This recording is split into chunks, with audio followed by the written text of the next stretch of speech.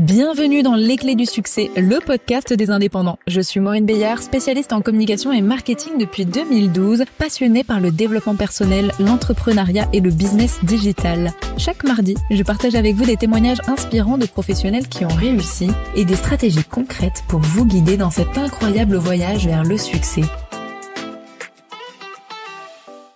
Bonjour et bienvenue dans ce nouvel épisode du podcast Les Clés du Succès. Dans ce nouvel épisode, on va accueillir mon invité du jour, Marjorie Matteux, qui est thérapeute de couple et qui atteint aujourd'hui les clés de son succès. Elle va vous partager son parcours et la façon dont elle a développé sa clientèle au point aujourd'hui de devoir refuser des clients. Bonjour Marjorie, merci d'avoir accepté cette interview aujourd'hui. Bonjour.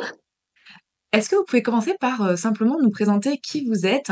Vous êtes spécialisée dans les relations de couple depuis 7 ans. Est-ce que vous pouvez nous partager un petit peu votre parcours, votre profession de thérapeute? J'ai fait une école de commerce et ensuite j'ai travaillé longtemps dans les ressources humaines, notamment dans des grands groupes agroalimentaires et autres où je m'occupais du recrutement, de la formation. Le parcours de vie après, j'étais plus tout à fait en phase avec les entreprises, avec notamment, la stratégie des entreprises et avec ce côté, on a l'impression que tout est beau, mais à l'intérieur, c'est pas la réalité. Donc il y avait un décalage entre mes valeurs pro, et mes valeurs humaines et ce que je pouvais, faire, dans mon métier. J'ai donc pris le temps parce qu'après en vie de famille, j'ai 3 enfants, donc j'ai pris le temps d'avoir, 3 enfants et de réfléchir à ce que j'avais envie de faire. J'avais envie de rester vers l'humain, orientée véritablement sur l'humain, mais plus dans les mêmes conditions. Je me suis donc formée à la thérapie de couple, seule, donc ça a été un vrai challenge parce que je me suis formée toute seule, à distance, durant près de 2 ans, avec beaucoup de lectures en plus, beaucoup de formations, en ligne. Donc avec une capacité à s'ouvrir à écouter plein de choses, à lire plein de choses, pour avoir mon approche à moi de la thérapie de couple. Voilà, il y a 7 ans, je me suis lancée. Le covid est venu un petit peu ralentir l'activité, mais là depuis, 2 à 3 ans, même 2 ans, je suis amenée à parfois, enfin même, à bloquer, mes créneaux parce que j'ai trop de patients. Je crois que c'est ce que tous les thérapeutes veulent vivre en fait comme situation, quoi, finalement. Et ce sont des métiers qui demandent une telle énergie, qu'il est important parfois de se mettre des créneaux, off. Je me mets des créneaux off où je n'ai une journée en voyant personne, parce que mes patients ont besoin de la même attention chacun et quand je vois là, j'enchaîne des fois 5, 6 rendez-vous à la suite, 1 heure et quart de séance.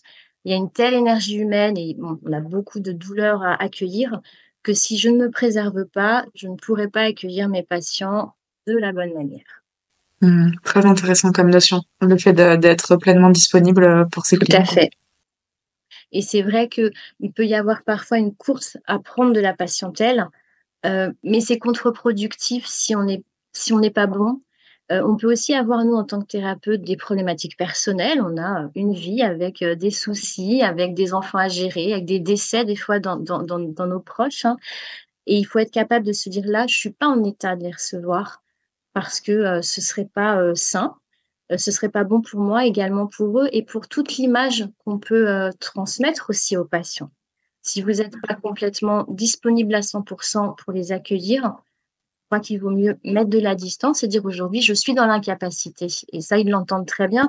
Alors ça m'est véritablement jamais arrivé parce que j'arrive avant à sentir s'il me faut du temps pour me mettre un peu à l'écart, une journée ou 2.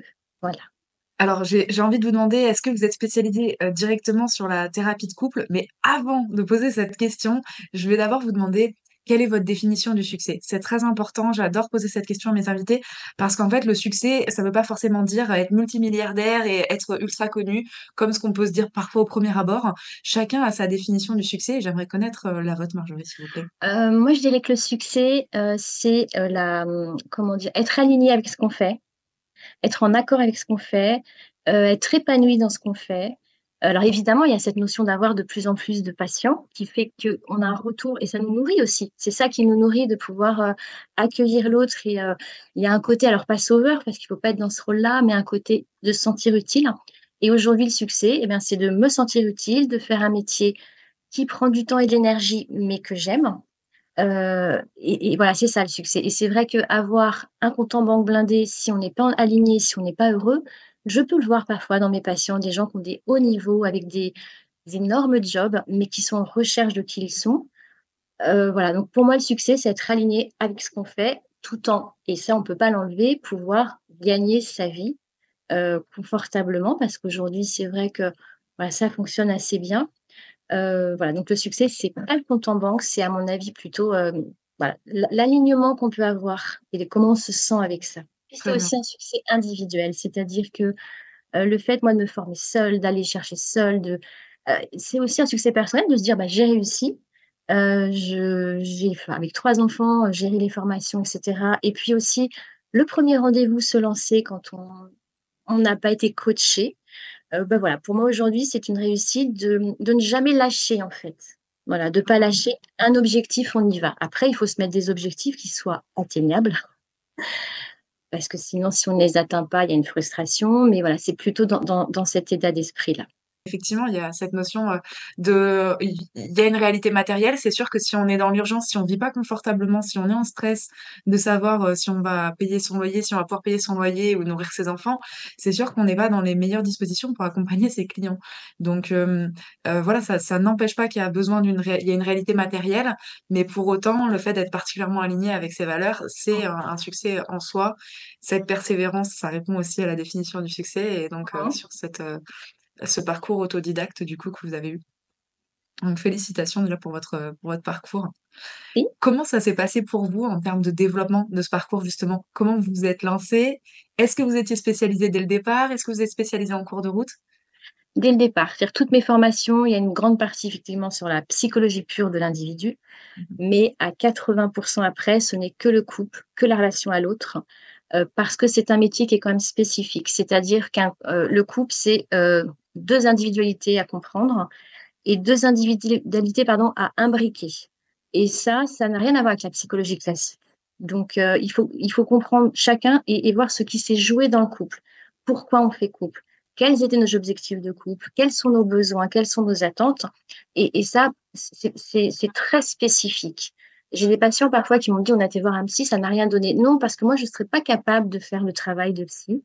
Enfin, d'un certain niveau, ce n'est pas mon métier. Je suis orientée véritablement sur le couple. Mmh. Et donc comment ça s'est passé pour vous, le lancement d'activité? J'ai entendu 2 ans de formation, en autodidacte avec Oui, différentes formations, des livres, des formations en ligne. oui. À Alors quel moment après, vous avez senti que vous étiez prête et comment ça s'est passé pour vous lancer? alors je viens d'une formation d'école de commerce avec, marketing communication, donc j'ai commencé à lancer mon site internet. C'était assez facile ça, de faire toute la partie communication parce que parfois certaines personnes ne sont pas amenées à ça. Moi, je suis très, dans la créativité, donc ça a pas du tout été un sujet, de lancer l'activité. Par contre, j'ai cumulé les formations, des formations d'1 heure, machin, parce que j'avais peur de me lancer Mmh. et à un moment donné, mon mari m'a dit: «C'est bon, tu es hyper formée, faut se jeter dans le grand bain». Voilà, mais il y avait quand même une peur, d'échouer, la peur, voilà, j'étais au pied du mur. Parce que c'est vrai que j'ai passé 2 ans de vraiment de formation, mais j'étais toujours à lire des livres, à analyser, et j'ai créé aussi beaucoup d'outils. C'est-à-dire que la thérapie de couple que je fais, il y a des outils, il y a un questionnaire que j'envoie, il y a des outils concrets, il y a des grilles d'évaluation, il y a des choses. Ça m'a demandé aussi un travail, de fond, mais qui est rassurant aussi pour les patients, parce que quand on a, je ne sais pas, parfois on va avoir, des problématiques de personnes qui se demandent: «Est-ce que je suis dépendante affective?» et cetera. J'ai des grilles de lecture, j'ai des analyses, donc c'est quand même assez concret et ça, D'accord. ça aussi va être rassuré. Donc le travail d'outils à mettre en place a été assez long. Mmh. Une fois que j'ai eu les formations et les outils, il fallait que j'y aille. Et alors donc 1er client, 1er patient, comment vous les avez trouvés? Sur internet, le fait de créer mon site internet. OK. Alors ça a été un peu plus long. C'est-à-dire que le référencement est long. Heu, on va dire que les 2 premières années, c'est difficile d'avoir des patients et puis après ça décolle d'un coup. J'ai me suis aussi fait aider par une société pour le référencement où on va nous mettre les mots-clés, on va nous mettre voilà, d les avis Google. Alors ça, moi c'est difficile parce que j'ai beaucoup de patients qui me disent: «On adorerait mettre un avis Google, mais notre nom vont apparaître, on n'a pas envie». parce qu'on est dans l'intime. Donc, j'ai réussi à avoir certains avis Google qui rassurent mes nouveaux patients, mais on sent que beaucoup me disent, mon nom est écrit sur Google, donc je n'ai pas envie qu'on sache que mon couple va mal, j'ai pas envie qu'on sache que j'ai des difficultés. Mmh. C'est vraiment au fil du temps, l'aide à une société pour le référencement. Après, tout ce qui va être Instagram, tout ce qui va être, c'est une vitrine, mais c'est pas véritablement ça, à mon sens, qui a amené. J'ai l'impression qu'il faut y être parce que ça peut rassurer les patients. Mmh. C'est véritablement pas là où on peut avoir des patients. En tout cas, patience, si on met pas une stratégie de communication en véritablement axée sur ces réseaux. Mais je vous rejoins Exactement, parfaitement, il y a un mythe autour des réseaux sociaux où on se dit, parce que je crée une page Facebook ou, un compte Instagram et que je c'est publie ça. une fois de temps en temps, je vais avoir des gens qui vont venir, toquer à ma porte et me dire: «Bonjour, comment on fait pour acheter chez vous?» Mais ça, c'est effectivement, c'est un mythe, ça n'arrive pas. Est-ce qu'il est possible de trouver des clients avec les réseaux sociaux? Oui, c'est le cas de certains de mes clients et c'est vraiment la stratégie qu'ils ont mis en place. Par contre, c'est loin d'être gratuit, contrairement à ce qu'on pense, dans le sens où ça demande énormément d'efforts, de la création de contenu qui est loin d'être hasardeuse et de la mise en place d'actions qui sont, vraiment spécifiques. C'est pas juste la création de contenu Non, et puis et même la création, ça met du temps, exactement. et alors ça dépend en même temps, quand on voit un produit, c'est nous, quand on voit sur Instagram, moi, quand je vois un produit intéressant, je peux être attirée sur le produit, mais c'est concret. Dans les relations humaines, c'est quand même difficile, ça c'est pas palpable. Donc on peut s'épuiser au départ à faire des posts. Alors moi, je fais des posts, mais qui sont, mis après sur Google. Donc là, c'est pareil, c'est référencé. Mais sur Instagram, sur tous ces réseaux, on perd du temps, on s'épuise parce que des fois, il faut passer 3 4 heures pour organiser tout ça et à l'arrivée, ça ne ramène pas de patients. Donc voilà, c'était pas, j'ai vite senti que c'était pas du tout la bonne démarche. Très intéressant. Ouais, calcul coût-avantage, en fait, se dire le nombre de temps, énergie, argent, compétences qui sont concentrés là-dessus pour, le C'est nombre de ça, résultats, tout à ça vaut fait. pas le coup, quoi. Est-ce que vous pouvez nous parler un petit peu plus de, bah, vos offres concrètement? Comment ça se passe? Est-ce que vous accompagnez les couples ou est-ce que vous accompagnez les individus, enfin, une seule personne dans le couple? Comment est-ce Alors, que... j'accompagne les 2, mais Ouais. toujours en relation à l'autre. C'est-à-dire que j'ai des patients, qui sont en rupture ou qui se posent des questions sur leur couple et qui ont besoin de consulter seuls. Donc, on va essayer d'analyser les choses et souvent d'ailleurs le conjoint intègre après la thérapie. En règle générale, j'ai des couples que je reçois ensemble la première fois pour comprendre ce qui ne va pas, faire connaissance, hein, ça dure 1 heure, 1 heure et quart, et ensuite je les reçois individuellement au moins une fois. Parce que la parole individuelle, quand le partenaire n'est pas là, est complètement différente. Voilà, on se livre différemment. Donc moi, ça me permet d'avoir une grille de lecture du couple vue par chacun, Mhm. mais également une connaissance de l'individu dans ce qu'il est, c'est-à-dire quel est son modèle parental, quelles sont ses blessures et qu'est-ce qu'il remet, c'est ce que je dis souvent, qu'est-ce qu'on remet dans le pot commun du couple. Voilà, donc après, j'ai des patients qui me demandent à me revoir 1 ou 2 fois individuellement Mhm. avant de réintégrer le couple. Mais en général, une séance individuelle suffit pour ensuite continuer les séances en couple. D'accord. Est-ce que vous consultez à distance et en présentiel ou que en présentiel ou que à distance? Qu'en présentiel. D'accord. Dans les thérapies, il y a tout un langage gestuel qu'on ne voit pas quand on est en visio. Et il y a aussi quelque chose, c'est qu'ici, c'est neutre. C'est un environnement extrêmement serein, très calme. Des couples à distance, une séance, elle peut vite déraper. Mhm. Il peut vite y avoir de l'agressivité, de la colère. Il faut savoir la canaliser. Et le fait déjà, et j'ai des patients qui me disent, voyez, le sujet qu'on a abordé là avec vous, on l'aborde très bien. Chez nous, on se serait tapé dessus. Mhm. Et moi, si j'ai pas la main mise là, de canaliser les choses, je peux me retrouver avec des patients qui vont être chez eux en dispute. Ouais. C'est pas du tout l'intérêt. Et quand ils sont chez eux, ils sont plus à l'aise. Alors qu'ici, il y a une retenue et il y a une analyse des choses qui, à mon sens, est importante. Donc, j'ai fait quelques séances en distanciel avec des gens handicapés, etc. Donc, ils ne pouvaient pas se déplacer. Mais je ne m'y retrouve pas parce qu'on est dans l'humain. Et moi, j'ai besoin de, quand la personne pleure, de rassurer, d'avoir un contact physique dans une pièce. Et sinon, c'est pas possible. À mon sens, l'écran, nous empêche cette vision humaine. Donc, voilà, ça, c'est moi, mon ressenti. Et j'aurais vraiment peur que la séance puisse m'échapper. Très intéressant. Alors, on a bien compris que vous aviez plusieurs semaines, voire mois d'attente pour consulter, mais est-ce que vous pouvez nous dire quand même, pour ceux qui nous écoutent, à quel endroit est-ce que vous consultez? Dans quelle ville? La Garenne-Colombe dans le 92. Ok, super. Voilà. Et est-ce que vous avez des offres, Marjorie, ou est-ce que vous travaillez à la séance seulement et ce sont quelque part vos clients, vos patients qui créent leurs offres en fonction au fur et à mesure de l'avancée de leur Il n'y a pas thérapie? d'offre. Il n'y a pas d'offre. C'est-à-dire que je ne reviens jamais vers mes patients. Je conseille. En termes de temporalité, je conseille aussi. Ce serait bien qu'on se revoie dans 10 jours, dans 15 jours. Mais je ne vais pas forcer parce que chaque patient est différent, chaque histoire est différente. Et ce qui se joue en séance, vous avez des personnes qui ont besoin d'une semaine pour digérer, d'autres 15 jours. Donc ce serait relativement réducteur de dire qu'on a tous besoin d'une temporalité tous les lundis ou tous les mardis. Donc je les laisse revenir. Et ça permet aussi d'impliquer le patient. Il est motivé, il a envie, il revient. Il n'est pas motivé, j'aurais beau lui dire qu'il faut prendre rendez-vous, la séance n'aura pas d'intérêt. Quel est le coût d'une séance? C'est 90 € quand je reçois le couple et 70 individuellement. D'accord. Ok. Parce qu'il y a vraiment un sujet là-dessus de vendre à la séance, pas vendre à la séance. Moi, j'accompagne beaucoup de mes clients à créer ce qu'on appelle une offre signature, qui Oui, est une offre en fait qui est packagée. Ça ne veut pas dire qu'on ne peut pas remettre de la souplesse avec des séances à côté, mais il y a une forme d'engagement de la part du praticien, mais aussi de la part du client, du patient, qui vient dans un processus en fait. Et c'est vrai que c'est quelque chose qui permet de venir davantage prédire les revenus aussi, hein, tout simplement, du praticien pour avoir une forme de stabilité plutôt que simplement à la séance. Et ce qui peut parfois, malheureusement, alors une fois qu'on est connu, qu'on a tout oui. un système de communication récurrent qui permet d'avoir une clientèle récurrente, ça devient plus confortable. Mais au départ, au lancement, ça évite de se mettre dans une posture de passivité en tant que praticien, hein, et puis d'attendre les coups de téléphone, quoi. Le Oh. fait de créer une offre et d'être proactif sur la vente de cette offre. Est-ce que vous êtes déjà passé par là? Est-ce que ce que je vous dis, ça vous parle? Est-ce que vous en avez fait l'expérience? Qu'est-ce que vous pensez de Alors, tout ça? ça me parle, mais comme encore une fois, vous avez des couples en 2 séances, on a réglé.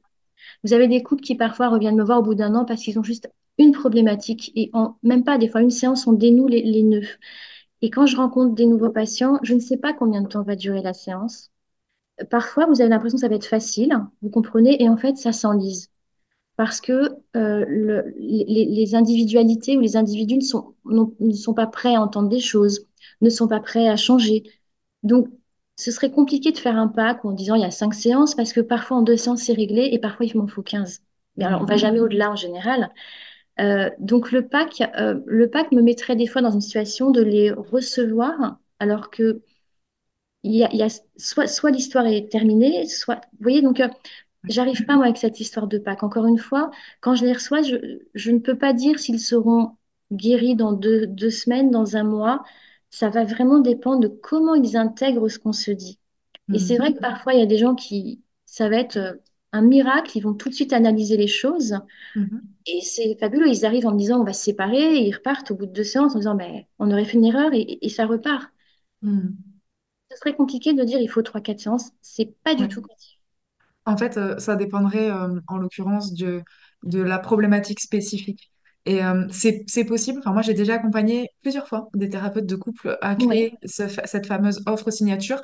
Est-ce que ça convient à tout le monde? Pas nécessairement. Est-ce que ça peut être quelque chose de plus, en fait, rassurant en termes de communication? Là, je parle vraiment avec ma casquette oui. de spécialiste en communication et marketing. Pour être proactif dans le démarchage, oui, ça permet d'endiguer. Mais effectivement, on ne vient pas proposer de la thérapie conjugale. On vient proposer une offre spécifique sur une problématique, par exemple, redécouvrir les langages de l'amour avec son conjoint. On va être sur en fait, sur des propositions, on appelle ça une proposition de valeur en marketing, mais voilà, une promesse spécifique où on sait qu'il y a un début, une fin.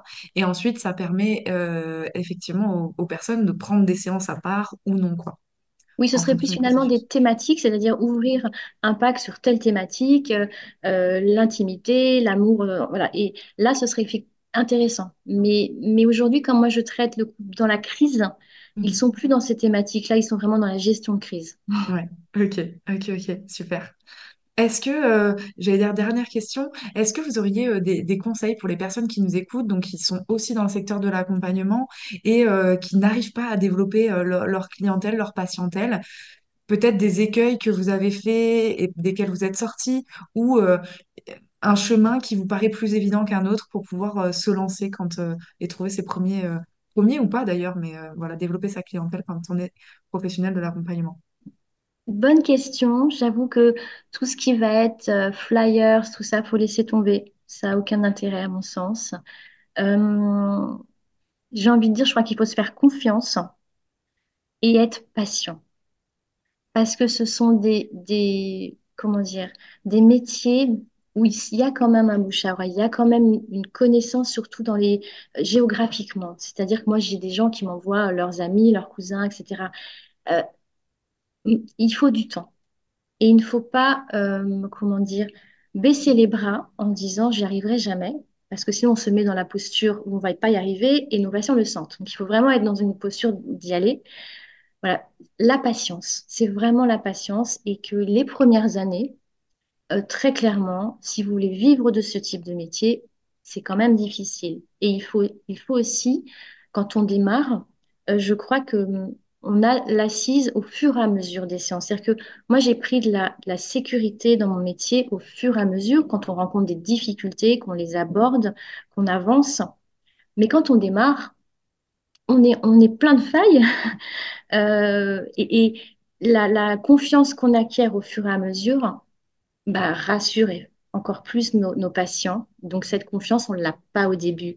Et ce serait un leurre dans tous les métiers de se dire, j'ai le diplôme, etc. Je suis bien dans. C'est pas vrai. Au contraire, c'est quand on doute à chaque fois qu'on avance. Et le fait de douter, de se remettre en cause, comment je pourrais faire ça, bah, aussi toujours se remettre en cause. Donc, la patience, la remise en cause et le travail. Merci beaucoup, Marjorie, pour ces conseils, ces recommandations, le partage de votre parcours. Merci à toutes celles et ceux qui ont pris le temps d'écouter cet épisode jusqu'au bout.